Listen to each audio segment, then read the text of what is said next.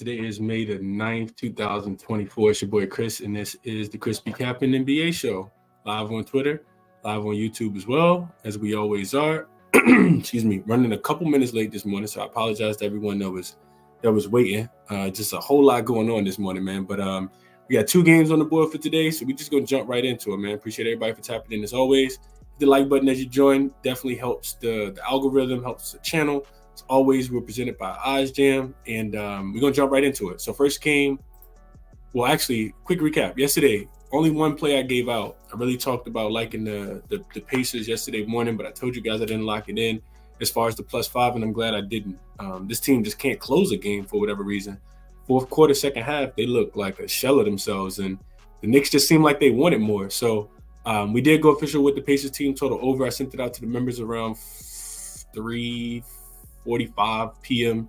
Eastern Standard Time yesterday, and we did get a winner. So back-to-back winning days, another unit game, and we would be in the positive if it wasn't for Denver a couple nights ago. We'll talk about them tomorrow on tomorrow's show, but nice little 1-0 day, man, and you gotta be okay with that. As far as the T-shirt giveaway, we didn't have anybody pick the Knicks that was a member yesterday.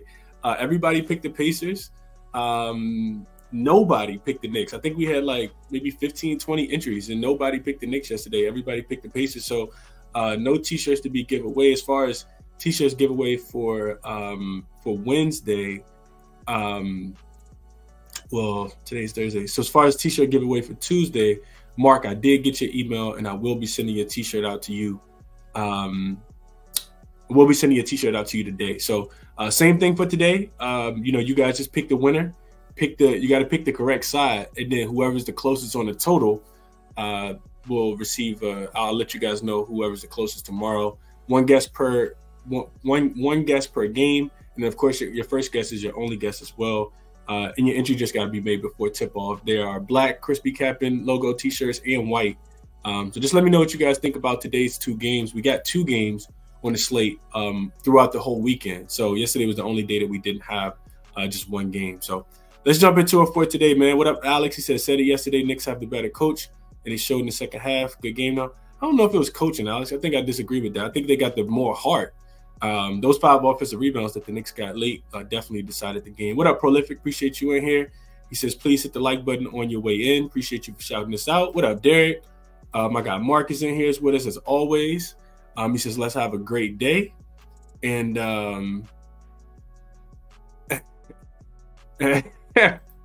I'm laughing at this comment from Prince. Oh man, yeah, it all worked out, Prince. All worked out, man. I'll be on with my guy Kyle this morning at 11:30. I think he said 11:30 this morning. Alex like OKC minus the 4.5 today. Mom, it's just a bet. What's going on? He says, yo, from not so sunny Ohio, Virginia, it's actually raining cats and dogs this morning as well. Yeah, it's a lot of rain going on. What's up, Jamie? Appreciate you for tapping in. He says right back at it. Boston first half minus the 8.5 and OKC minus the 4.5. Good morning to my guy Brian as well. He says great work on the quiz yesterday. Curious what the numbers are for the second game after a 7-game series, because the Mavericks ran out of gas for sure last game. ? And I don't know if they ran out of gas. I think OKC. I told you guys I'm not betting against OKC at home, man. I know Dallas is great. But I think the injury to Maxi Kleber, I think Luka not being 100%, I'm only looking towards OKC. Like, that's the only way I'm looking at OKC or OKC team total over, just to kind of give you guys a preview of the game for today. Jay Click says Coach Tibbs and Coach Carlisle playing a cat and mouse game with the minutes and full court pressure. Series is far from over, and I think I agree with that. Depending on the status of OG Anunoby and Jalen Brunson, both of those guys going to be a little banged up. And I mean, their rotation already so slim and short. But they play hard, man. Those offensive rebounds and the Pacers' inability to make free throws definitely hurting them for sure. What's up, Kevin? He says, thank you for your dedication, your hard work. You, Ski, and Kyle all made good calls yesterday. You guys are teachers of the art. And that's what we try to do, man. I think we all would agree on that, definitely. Appreciate that comment, though, Kyle. What's up, Tasha? Appreciate you for tapping in as always. What's up, my guy David, Eric in here. He said, yesterday had me punching the air.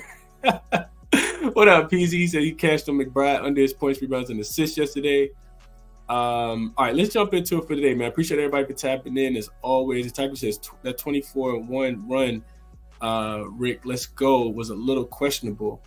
Tariq, what's going on, man? He says, thank God Brunson came back. Shout out to OG and DiVincenzo. They had big games for sure. Trying to get to all the comments, but I know I'm not going to be able to. Who they like? What's up, Who they? Appreciate you for tapping in. Maurice says Gafford over his points and rebounds 17.5. I know he is coming off a double-double. Let's jump into it for today, man. So it's 2 games on the board. First game we got the Boston Celtics against the Cleveland Cavaliers for game number 2 that will be played in Boston tonight. So big injury status in this one, of course, again, is the status of Jared Allen. Of course, he's listed as questionable, so we do not know if he's going to be able to play. He has missed He missed game 6 last round. He missed game 7 last round. Did he miss? I think he missed game 5. He missed game 5 last round when Cleveland actually won by 1. He missed game 6. He didn't go to Orlando. He missed game 7. He didn't play in game 7 on Sunday. And of course, he missed game 1. And I told you guys, when we did the show on Tuesday, I think it was that on Monday, Tuesday, whenever they played, that reports were coming out that he couldn't raise his hand above his head. So it's a rib injury, and I mean, of course, he's we're gonna get we'll see all the way up until game time. He does influence the game enough, in my opinion, for me not to want to bet it early. But and this is a big line again, right? The Celtics are 13.5 point favorites. You see a total of 212. Of course, Porzingis is out as well. But I looked at a few things here for Dallas. Unapologetic Mel says, how do I become a member? So there's a link, Mel, in the description of this YouTube video. If you're watching you are watching on YouTube. You just click on that link. It says become a member and you can sign up. But getting back into this. So Boston, this team has played 6 playoff games so far. They're 5-1 straight up and against the spread. They've won by 14 points, which you see the line at 13.5. They've won every game by 14 points so far, except, of course, the game that they lost outright to the Miami Heat. So it's hard to bet against the team. I know, you see 14, 13.5, and you think that that's a super big number, and I agree. But let's get into the game 1 takeaways. It's really difficult to bet against Boston, though. Let's get into game 1 takeaways. So, as I always do, I kind of I love being able to kind of point this out. This is just a screenshot of what happened in game 1. You guys can see here that Cleveland, they shot just 41% from the field, but only 26% from the 3-point line. 11 for 42 from the 3-point line. That's a lot of threes. It's difficult for me to want to bet against a team that's going to shoot the ball that many times from the 3-point line. They got off. All the offensive rebounds went to Boston. It was 13-7. Boston dominated the rebounding battle, 55-38. You guys can see the numbers here. The assists were pretty close. Boston did turn the ball over 4 more times. Points in the paint were equal, and then Cleveland did outscore them 17-12. On the offensive glass. Here's what I think is going to be different. So game 1 was an easy one, right? We talked about, fading a road team off of game 7, especially when the home team has a bunch of rest advantage. And, Boston, they won the first half by 10. They had, I think it was 59-49 at halftime. And then you see the second half, they absolutely blow the doors off of them, specifically in the fourth quarter where they outscored them. I think they outscored them by almost 20 points in the fourth quarter. I think they only gave up 18 points and scored 30 something in the fourth quarter. I can't remember. But here's my takeaways. Cleveland, they will want to run if Jared Allen doesn't play. Boston's half-court defense gave up a ton of three-point looks. Like I said, the Cavs got up 42 threes, but they only made 11. That's a lot of three-point variance here. You go back in, and I listened to the post-game interviews. Donovan Mitchell and Coach J.B. Bickerstaff said that both of them said that they have to start making some of those shots. It's very symbolic of what they did in Game 7. I think Cleveland will just want to shoot a ton of threes. I look at the box score, and Darius Garland and Max Strus only combined to go 8 for 23 and 3 for 13 from the three-point line on some pretty good looks. Nobody on Cleveland's bench even scored more than 4 points, even Karis LeVert. And that pace was played at 90.4. Cleveland only had an effective field goal percentage of 47 and an offensive rating of 105. Meanwhile, Boston had an effective field goal percentage of 58, and their offensive rating was a 132. Boston also just shot 6 for 22 from the three-point line in the first half, and they still scored 59 points. And then in the second half, they scored 61 points. Cleveland shot 3 for 20 from the three-point line in the second half, only 15%, and scored 46 points, which in my opinion helps this one get up and over the total. That's why I'm looking at in this game. I also think that Tatum has a much better game. He had just 18 points on 7 for 19 shooting, 0 for 5 from the three-point line. I think he's due for some positive regression. So that's what I like in the game, man. I actually like the game to go over. The total in game one was 208.5, and you see it up to 212. I think it's an over game. I do think it's an over game. I thought I had a graphic for the over, but yeah, it's an over for me. Is the way that I would look in this one. I just don't think that Cleveland's defense is going to be able to slow down Boston. I don't necessarily think Derek White's going to hit 7 threes again, but Sam Hauser didn't have a good game. Jason Tatum can have a bounce back. Al Horford only had 4 points. I know Boston can win with their defense, but I think Cleveland, if they're going to shoot 42 threes again, which I do think that they're going to try to score the basketball from the outside, I think they could shoot better than 26%. They'll have, not a whole bunch more rest, but at least it'll be equal rest in this spot. Remember, they were coming off of game 7, only 1 day's rest with 4 games back-to-back they had to travel. After game 4 at home, after game 4 in Orlando, they had to travel back home for game 5, then back to Orlando for game 6, back to Cleveland for game 7, and then to Boston for game 1. So I think Cleveland will shoot a little better. I think they'll make some of those shots. And I don't think that they're going to be able to stop Boston. So over for the full game is the way that I would look in this one, and Boston team total over is what I would think in this one as well. Let's see what you guys are thinking in this one. Let's see. Let's go to the comments. Ladome says, damn, you in VA? I'm in Maryland, 20 miles from Bmore. I was just in Maryland. I took my son up there, Domo, we went to the aquarium in Baltimore for spring break. Steven says, good morning, my guys. Staying consistent is key and definitely living up to it. Yeah, it's a fact. Tasha says she likes the Mavs today. We'll get into that game. Maurice likes Chet over. Maurice says Mitchell, 25 points, and Mobley, 10.5 rebounds. Allen don't play and take Boston first quarter. We got to wait on the status of Jared Allen. But if he doesn't play, I do think that Boston is going to run Evan Mobley at the center, of course. And they're just going to try to shoot a ton of threes. They're going to try to run fast. As you can see here, they did outscore Boston in fast break points. I think it's going to be a much faster paced game. So I will be looking towards the over. This kind of goes to the over. Indra says Cleveland team total under 100. Oh, minus 115. He says they haven't scored 96 points in 6 road playoff games since last year. And I did see this as well, but I think that they could get there today. Shooting 41% and 26%, and they barely went under. They scored 95 points. I do think that, a little bit more rest. I don't expect Boston to play much better defense. Like, you gave up 41% shooting. That's great defense. 26% from the three-point line. I'm expecting Cleveland to make a few more shots today. Boston still probably blow them out and score 120 again, but I do think it's an over-type game. So I'm not looking towards Cleveland team total under, but don't let me talk you off. Rick says Boston 118-93. God damn, okay. Shay says Darius Garland is not him. I thought he flourished in the underdog role in the series. I think he plays better today, Shay. I really, really do. I think Garland has a better game. What else? Jamie says Celtics team total over in the first half, 58.5. Anything below 60 is an auto play. So thinking that they'll come out and play a little bit better. They scored 59, so they barely got there, but they did have a terrible second quarter. What did they score? They scored close to 40. I think they scored 40 points in the first half the other day, and then only got up 50 and only got up like 19 in the second quarter.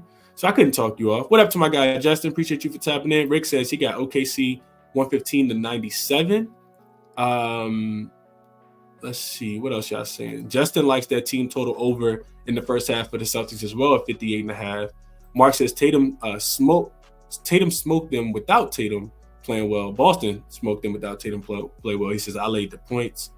Tatum don't look right, Maurice says. He said, I'll stay away from him. I think Tatum's fine. I think he bounces back here.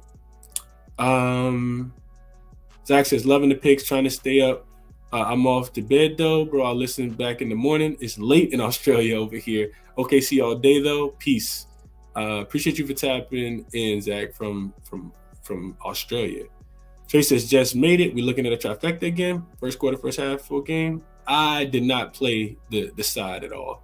PZ says, Darius Garland over 15.5 bounce back game. I like Darius Garland today, man. I really do like that. And we got some other looks in here as well. I can knock them. It's a lot of comments, man. I'm trying to get to all of them. Can't get to all of them. But I will go back and read them. Zay says, one last one. Zay says, I think Cavs come out hitting shots should make it more competitive. Yeah, I could see them losing the game by 10 points, which is why I stayed away from the spread.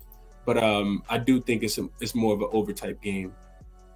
And let's go to the next game we got on the board. The Dallas Mavericks and the Oklahoma City Thunder. This game has the Thunder. This is supposed to be -5. The Thunder -5, and the total in this one actually came up just a tad bit as well. I think game one was like 216.5, 217, and then I think it ended up closing at 218. So game one we saw let's see what I got as far as a graphic. So I think this is where I want to start, right? And this is why I said I wasn't betting against OKC in game one. Not only did they have the rest advantage against Dallas, but I left this graphic up here because I thought it was so important, right? OKC offense, man, plus 14.8. These were, numbers throughout the regular season. Like I told you guys, they were the second best, straight up team at home behind the Boston Celtics, 33-8 straight up, 128.8 offensive rating, which was third in the league as well. And this is how they create the separation, right? Second in opponent effective field goal percentage, only allowing teams to shoot 51%, forcing the turnovers. Dallas isn't a team to turn the ball over a lot. They turned the ball over, a terrible amount of times in game number 3 as well. And then, in game number 1. And I mean, you can see here, they're giving up 108 points per 100 possessions, which is second in the league. And we saw these numbers in fruition, come to fruition in game 1. And this is what this team does, man. They just don't really give up a bunch of points. However, I do think that we see some regression here, right? So game 1, the pace was super slow. We saw the game played at a 93.2. I think both teams, if you're Dallas, you don't want to have to play against this team in a set defense. However, we've talked about OKC's transition defense being one of the best, throughout the entire season. I showed you guys the graphics for that before we went into this game. It was one of the reasons why I really like OKC, on the spread.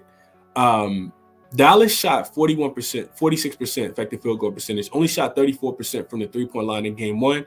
OKC dominated the offensive glass, which was super surprising.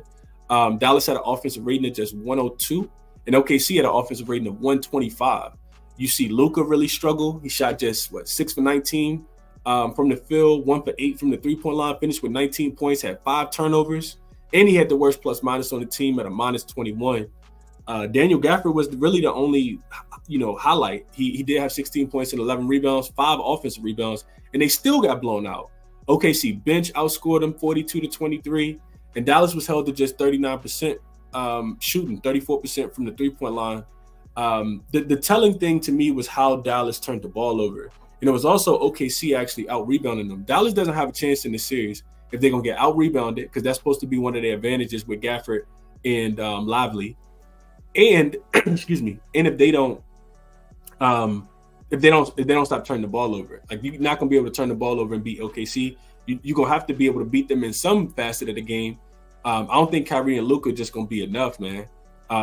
OKC scored 22 points off 16 Dallas turnovers, and Dallas isn't a team that really turns the ball over a lot. Dallas scored just 12 points off 11 OKC turnovers, which also, goes to the point that the Thunder do a really good job of getting back in transition, even when they turn the basketball over. So the way I'm looking for this game, you guys see it here. OKC team total over. The number is 115.5. And this was a super simple trend here. You guys can look here and see it. I put it at the top. Anybody who wants to zoom in. But I found a lot of different things I like on the over here. So this says that home favorites in game 2 that won the opening matchup, and then they open up as 5-point favorites or less. When the previous game went under, are 21-12 to the over. It's typically the home team that scores in these games. You guys can see on this trend here. Only thing I added was since the 2016 season. So this is the number 1 seeds in series game 2 coming off a win, and they went under in their previous game. It says that they just scored more points in the next game. You can see this trend is 15-2 to the over. 88.2% says that Dallas gets their offense together. And Jason Kidd mentioned it. He said their offense has to get on track. He didn't think that they played the worst defensive game. If you go through and look at the metrics, they didn't play a super bad defensive game. They just couldn't score the basketball. So regardless if Dallas comes to play or not, I do think OKC continues to score the basketball. I just don't think that Dallas defensively is going to be able to slow this team down. So this is the way I like the game. I like OKC team total over. I think the number is not 115.5. That's definitely a typo. The number is 111.5. It should be. Yeah, I just put the 5 in the wrong spot. So 111.5, minus 115 on BetMGM right now. It's juiced everywhere else. Minus 118 on FanDuel, minus 120 on Caesars. I think OKC continues to score the basketball. They scored 120 in game 1. I think that they can continue that. I know Dallas, they played 3 games off a loss in Series 1, and they went 2-1. Their defense really slowed down the Clippers. This is not the Clippers offense out there, though.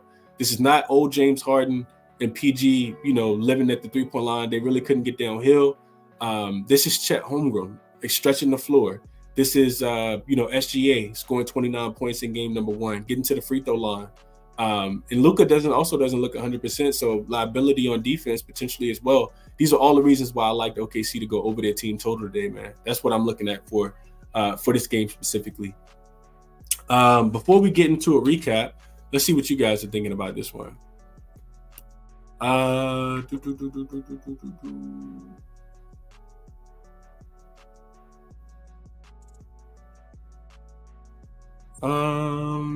Let's see. Celtics gonna drop another game too, KD says. I don't think so. I really don't think so. Not to Cleveland. I could be wrong though. I could be wrong. Then it says, what you say about Cavs first half team total over this game? I just the 3-point variance for me, is enough to me to stay off of the halves and all that stuff. I just think at the end of the day, they'll have enough points. I don't know when they're gonna score them, but I do think they're gonna shoot a ton of threes, as we saw in game 1, 42. I think they're gonna make a couple more. You can't shoot but so much worse than 26% from the 3-point line. Zay says, I think the Cavs come out hitting shots, should make it more competitive. And I kind of agree with this. I do kind of agree. Maurice says, Buffalo, New York in the house. Shout out to Buffalo, man. Shay says, who was Drew Holiday locked up in the last 2 years? Not sure where this comment's coming from. Justin likes that Daniel Gafford double-double again, running it back at plus 380. I couldn't talk you off. He said he put it in his pocket already. Yeah, I have been looking at these, in my Twitter mentions. Yeah, you've been killing, bro. Keep going, man. Definitely keep going.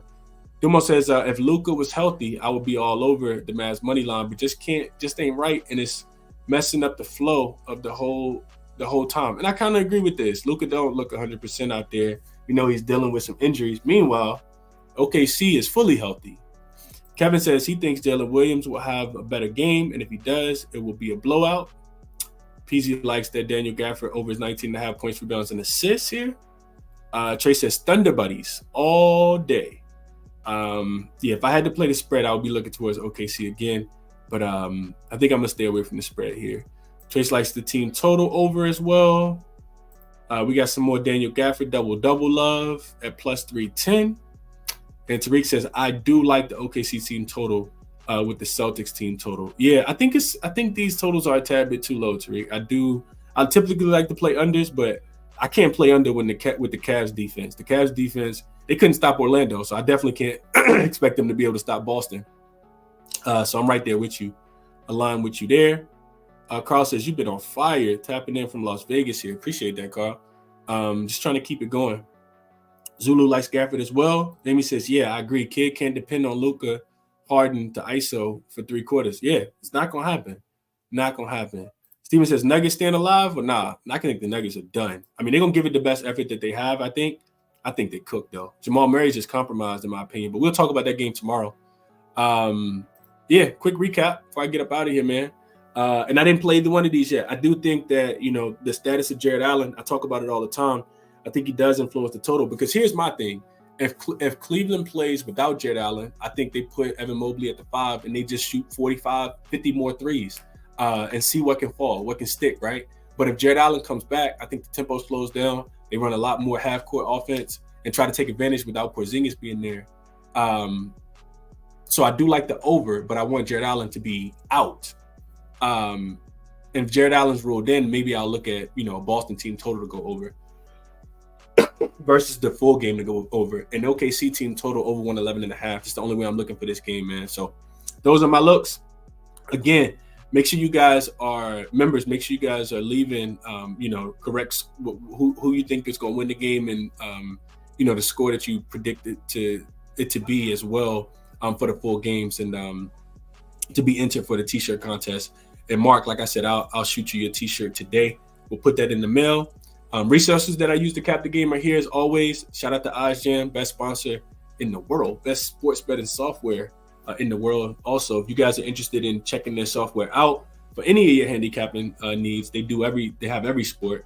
And WNBA is right around the corner. Really excited about that, as I keep telling you guys. Definitely check out OddsJam. You get 25% off your first month using code CBC. And that's it for the show, man. If you found that helpful, do me a favor, hit that thumbs up button, share the show with your coworkers, your friends, your mama, if she's trying to sports gamble, all that good stuff, man. Subscribe to the channel if you guys are new. Link for all my official plays will be in the description when I make them. I haven't bet anything yet today. Bet responsibly, best of luck, and I will catch you guys in the next one, man. I'm out. Enjoy your day as well. Everybody enjoy their day. I hope you guys super productive. And I'll catch you guys in the next one, man. I'm out.